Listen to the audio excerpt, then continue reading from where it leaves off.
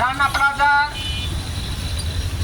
প্রায় 10 বছর পরেও এখনো রানা প্লাজা শ্রমিকরা নানানভাবে অসুস্থ, পঙ্গুত্ব বরণ করে কোথাও কাজ করতে পারতেছে না। একই সাথে নিহত পরিবাররা অনাহারে অর্ধহারে জীবনযাপন করতেছেন। রানা প্লাজার নিহত পরিবারের বাচ্চারা, তাদের সন্তানেরা ঠিক মতন লেখাপড়া করতে পারতেছে না।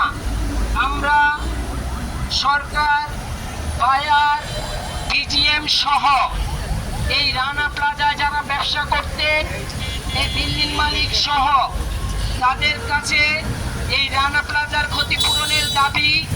একই সাথে রানা প্লাজায় যে স্থানে দুর্ঘটনা ঘটেছে সেই স্থানটাকে রানা প্লাজায় শ্রমিকদের পুনর্বাসনের আহ্বান জানাই। আমরা একই সাথে রানা প্লাজার যে মালিক, সেই মালিককে বিচার বিভাগ কিভাবে জামিন দিয়েছে আমরা জানি না। সেই জামিন প্রত্যাহার করে সেই রানা প্লাজার রানাকে সর্বোচ্চ শাস্তির দাবি করি।